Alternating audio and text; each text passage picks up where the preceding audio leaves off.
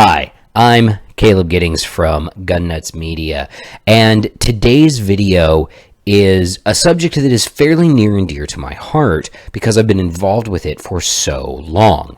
We're talking about the International Defensive Pistol Association. So I've been shooting IDPA longer than I've shot any other shooting sport. As a matter of fact, the first major shooting event that I participated in that wasn't a traditional NRA bullseye match was an IDPA state championship back in 2008. I've been doing this for a very, very long time. I got to the point where I was competing at a very high level in the revolver division. I finished second at nationals like 3 times. I got very frustrated with that. That's a different story. But I even worked for IDPA. I managed their social media for a while, and I would like to think I did a pretty good job. Anyway, the reason that I'm making this video is IDPA has reached a point right now where it is probably the best version of itself that it's ever been.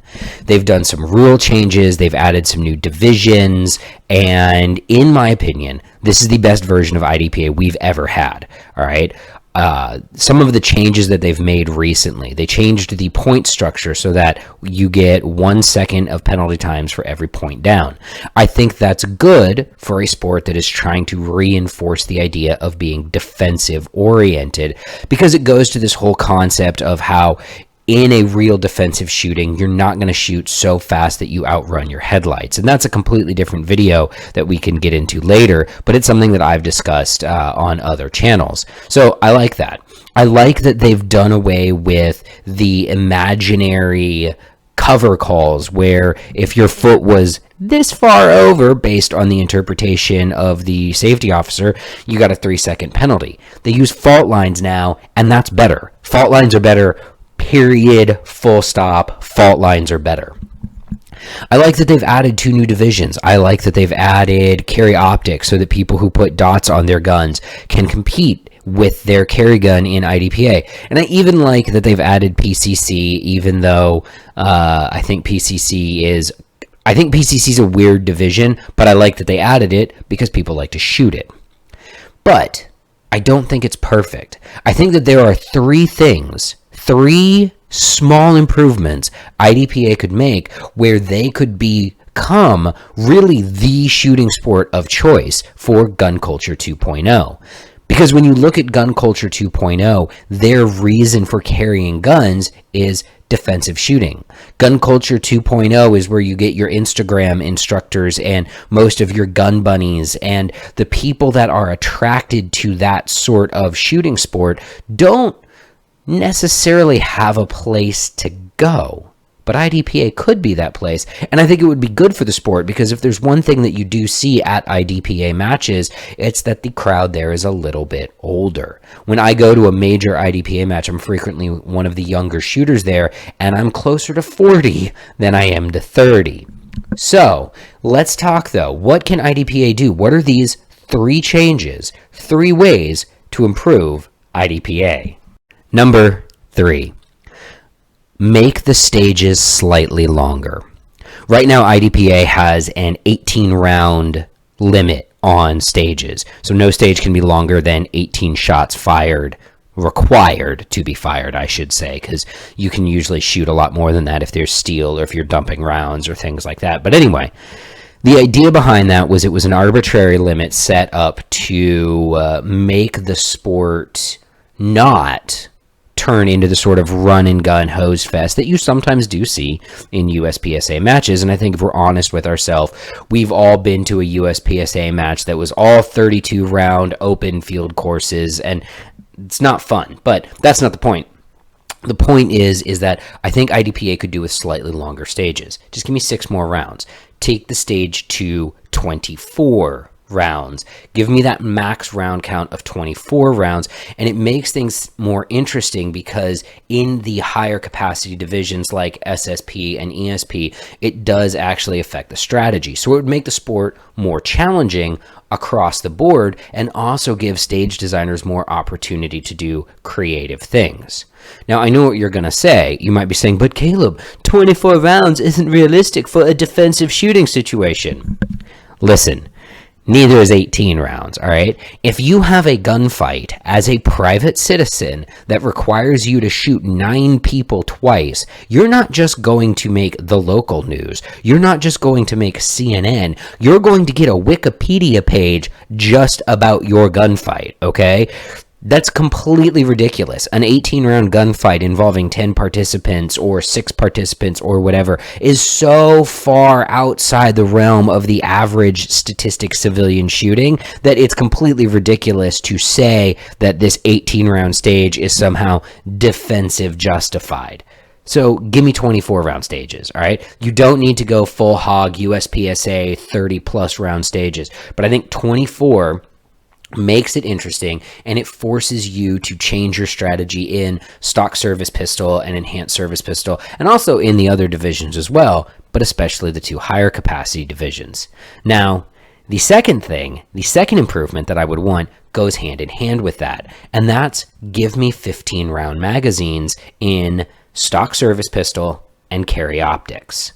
That's it. I don't want 15-round magazines across the board. IDPA already uses different magazine capacities anyway for CCP and custom defensive pistol and all of these other divisions. And I think you can leave enhanced service pistol at 10 rounds because a lot of people in ESP shoot single stack 9mm 1911s, which hold 10 anyway. So that's fine. Leave ESP at 10. But in carry optics and stock service pistol, these are the divisions dominated by people putting dots on CZs and shooting Glock 34s and things like that. Give me 15-round guns. That would be cool. And even with your 24-round stages, having 15 plus 1 in the gun, you still have to do a reload. But you've got to figure out where to do it. You actually have to think about it. And it keeps the game challenging and interesting. And it also lets people shoot their guns with a lot closer to what their gun's natural capacity is. And I think for a sport that claims to be defensive focused, that's a good thing.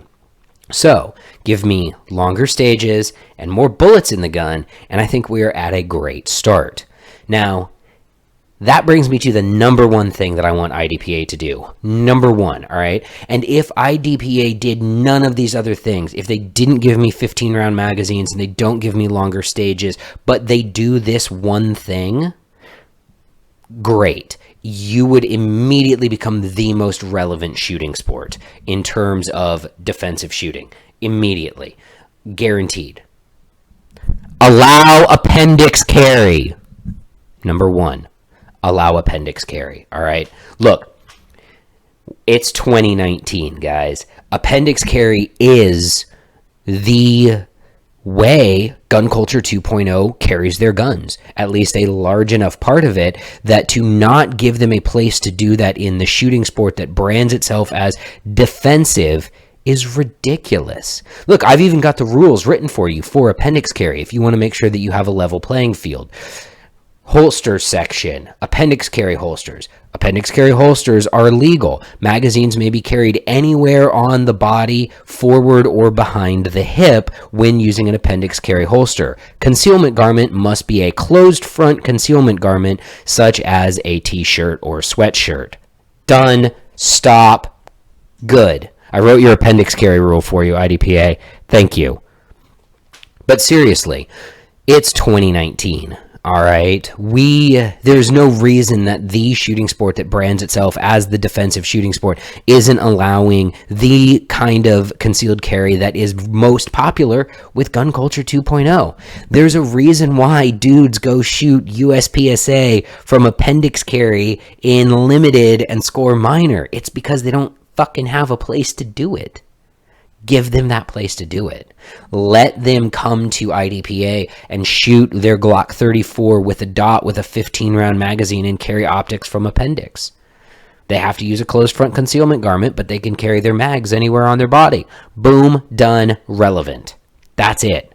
That's all you have to do to become the most relevant shooting sport for people who are serious about defensive shooting, is allow AIWB. That's all. I am all for it. If IDPA woke up tomorrow morning and was like, hey, you guys can shoot from AIWB, I'd probably not shoot a lot of USPSA anymore. Not that I shoot a lot of it right now with my schedule, but you know what I mean. I carry AIWB. Yeah, I'm in. I'm 100% in for that. So that's it. That's my 3 things. These are the 3. That's my wish list for IDPA. Longer stages, 15-round magazines, and appendix carry. Now, I have a whole bunch of other crazy ideas, things that I would love to see IDPA do. Like, I'd love to see IDPA create an unlimited division for dudes with Roland specials and stuff like that, where you can, whatever crazy gun you have, but it's kind of the Roland special division, let's be honest, right? If you want to show up with a gun with a dot and a comp and a weapon mounted light and a magwell on it, cool. Welcome to the Roland special division. But that's the only thing that can compete, and it's got to kind of meet that Roland special type. You know, it's got to have a dot milled into the slide and a small comp and concealable and stuff like that. The other thing I'd love to see would be what I like to call hard mode division, where you keep the stages at 18 rounds, you can load 17 plus 1 in your gun, but you don't carry a reload. Ooh, hard mode. I like that idea too. Those are just crazy things, though. Those are like my Caleb's crazy ideas for things that I would like to see that I also know aren't going to happen. In the real world, the world that we live in, IDPA could make appendix carry happen tomorrow. And that is the number one thing I would love to see. I'm Caleb Giddings. Thanks for watching. Until next time, remember, run your gun, not your mouth.